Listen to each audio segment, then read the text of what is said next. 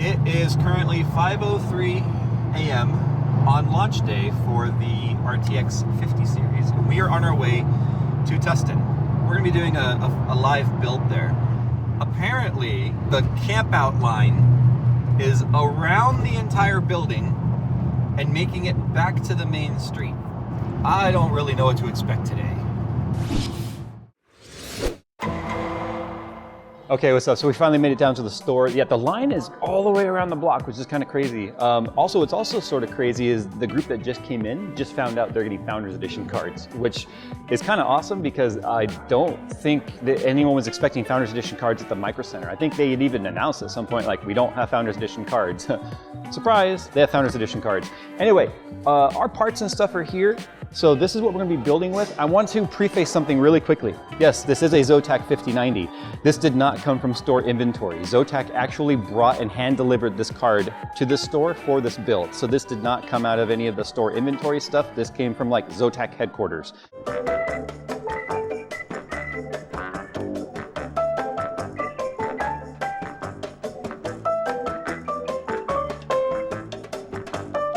So nobody in line got like screwed out of a card for this. I want to point that out because I was pretty adamant too, like I don't want to take from anyone that is here and then may have been camping out for a week at this store. Anyway, so this is obviously the Zotac 5090. This is the Solid OC. Interesting looking card too, because it's got this kind of a bronze gold sort of trim on there, which is not something I've seen before on any of their cards. So that's obviously the star of today's show. We're doing an AMD gaming, high-end gaming build. So as we've talked about, we're kind of shoehorned into always going with a 9800X3D and an X870E board for that. But this is the Aorus Master. Actually, I think it's even, yeah, it's the same board I'm actually running in my system back at work. So that's a solid board. I love the looks of it. Power supply, I didn't choose this. It chose me, I guess. It's the MSI 1250 watt. What a weird number. That'd be a 1250 watt power supply. But whatever, it's the MSI 1250 ATX 3.1, so it's got the 12 volt 2x6. The cooler, I have not seen this. They chose it and they were like, hey, do you want to try it? I'm like, sure, why not? This is the Trix Panorama 360. So it's got like the AMOLED screen and everything on it. So it should be an interesting piece. In terms of RAM and storage, we've actually got Trident Z Neo RGB AMD Expo, but 4 sticks. Don't know how well it's actually going to run with 4 sticks because we know how picky things are with 4 DIMMs in them these days with CL3239, so it's interesting on the timings. 64 gigs of RAM. So for the fans, we're using our tried and true Lee & Lee. It seems so like typical, but I love the Lee & Lee fans. I really do, just because of the way that they click together, the fact that you have one harness coming out of them. The wireless ones, there's no hub built in, so you can just kind of tuck away the little wireless transmitter and receiver wherever it makes sense without having to wire to a central hub. And then our case, which is down there, it's kind of hard to see. I'm pretty sure I'm going to use the NV7. I might just do a quick lap around the case section. I kind of want to do something different. We built in the NV9, which is a Fantex case. The NV7 is just a smaller brother of that one. I want to see what else they have over there because I might want to try something different. But with that, these are the parts that we're building with. Let me go do a lap around the cases and then we'll come back. Okay, so nothing against Fantex. I did put back the NV7 for the Fractal North XL in black because of the fact that, yes, it has the wood trim in the front. It's funny because there was a case that Nick wanted me to use, or at least suggested, and I was like, no, I don't like the wood, it looks tacky. Now the North looks really good with the wood. It's not just like a little sliver of wood, it looks really nice. But when I was looking at it over there, it's got the wood tones, which are warm, which will match like the brown on the card, but the buttons and other things are bronze. Or not bronze, but like a brassy color, which will match the brass on the card. Yes, I am going superficial with the color combinations because when you're building a build of this caliber at this price point, I don't think it's wrong to want them all to look nice and match. Yes, we're paying a little extra for that, but that's what we do around here. And then storage, I forgot to mention, this is just a 990 Pro from Samsung, Gen 4 drive, 4 terabyte, pretty good price to performance. Don't really need Gen 5 drive as far as I'm concerned. It's hard to notice unless you're doing tasks that are very heavily intensive on moving large files. So you don't have to spend Gen 5 money on a drive. You can save money and go Gen 4 if you need it. So here's what we're gonna do. We are going to build it right now, get it to post, And then maybe we'll talk to some folks that are here today if they feel like talking to us about what they came here for, what did they get. I just talked to someone in the back that was actually at our yard sale a couple years back who just got the only like water-cooled card that they have here, which is actually the Gigabyte card. But he got a 5080, I think it's Water Force. And so he's really excited about that. And when I told him, hey, watch a video going live later today about how well they overclock, he was like, yes, because I said, from what I'm hearing, almost all of them are hitting 3200 megahertz and above. And ours was on air doing that. His is on water. It might do even better. So he's excited. Sounds like he's going to keep it and not scalp it. So that's a good thing.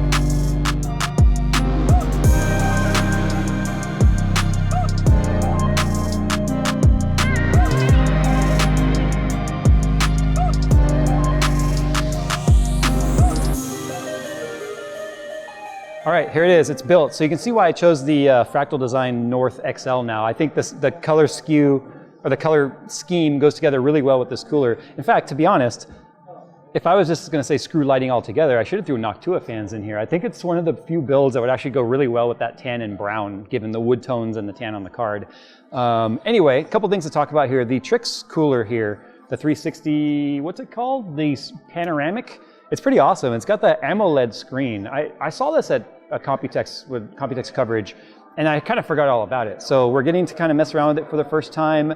I'll probably do a full kind of benchmark run on this system to see how it works. It's a 9800 X3D. It's not a super high-end part when it comes to watts to dissipate. But I like how it has this standby mode right here. It kind of feels like, I was saying it feels like a Cyberpunk 2077 like billboard in the game, how it like wraps around, but it's pretty cool. It's nice to see a new take on what can we throw on top of a pump to make it neat and interesting. Now, unfortunately, because it's a flexible AMOLED screen, means it's not cheap. It's above $300. It's a very expensive AIO. I threw the Lian Li fans on there, as you can see, kind of almost feeling like I should have done Noctua now, but it actually goes together really well with the North. I've never built in the North before. This is my first time. I've heard great things about it, and you know what? It holds up to the hype. A lot of people really liked it. You can see, obviously, it's got full mesh right here on the middle panel. You could probably mount a fan to this if you wanted, because the grill pattern, just like on the back, fits perfectly for a 120 fan and probably a 140 as well. So we probably could have even mounted a fan under there, pushing air up into the GPU if we needed to. We'll investigate that, because this is a 5090. It's a minimum 575 watt card. This is the OC version of the Solid from Zotac, so I don't know what the additional power lift that's out of there. It might be a 600 watt card out of the box. I don't know. But obviously we need to do our boot test. And never mind the lighting. because we don't have an OS on here yet, nothing is going to be like synced. So each component is going to be kind of doing its own thing right now. But we just have to obviously make sure that everything works. Now, I did try a post already prior to this one to see if these fans would be able to work off of the hub that's on the back. So there's our post right here, so we're good. I did want to know whether or not the hub could power all of these fans, which are requiring 12 volts, off of the motherboard header. Now, they were kind of spasming and weren't really working too good because the header was probably on default not going to full speed. It was going to more of a ramped curve, which means it was probably only getting like 6, 7, maybe 8 volts. So if we got into the BIOS and maxed that out to full speed, it probably would have worked fine. But that would mean any BIOS updates or any sort of power loss that maybe somehow resets the BIOS, CMOS battery dies or whatever, that would be a problem in the future. So I just went ahead and wired in the breakout cable, which just takes those fans and hooks it to a SATA cable. So it's like one of the weird things to me that they're wireless, but they still have all the wires and stuff necessary to make them work. But as you can see, everything is working fine now. So we're gonna go ahead and get on out of here though. It was kind of fun watching, building a PC. I kind of felt like an exhibit at a zoo, to be honest though, with all the faces pushed against the glass and everyone watching us from outside. But yeah, there was a pretty smooth event. There didn't seem to be any sort of like fights or arguments taking place, at least not in the store. Everyone we talked to was excited to, get their 50 series card. Of course, I asked the question, is it for you? Are you selling it? What's the deal? And if everyone's telling the truth, everyone's card that they got was for them. And we signed quite a few of them. So if you see my signature on a card that's online for sale right now at a scalped price, I promise I had nothing to do with it. But if anything, you should pay less for that card because we signed it. But we're gonna get out of here, guys. Huge thanks to Micro Center. It's always a big event at Micro Centers when a launch like this happens. Like all of their stores across the nation opened at the same time. So as people were funneling into this store, they were funneling into all 27 stores across the United States. And don't forget, Santa Clara is coming soon. Soon TM.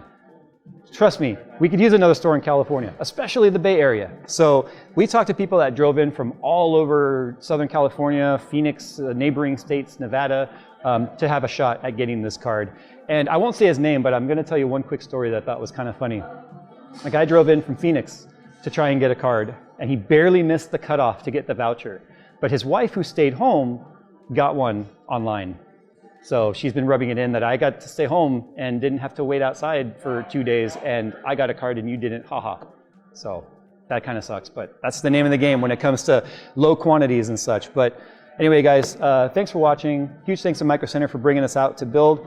And I'm going to be doing a full review on this 5090 Zotac card because I'm really curious as to AIB versus FE this time around, since we are like at the limit of what the power cables can actually provide. So how much extra performance is there by paying, for the AIB premiums? So, all right, that's it. We're gonna get out of here. We'll see you in the next one.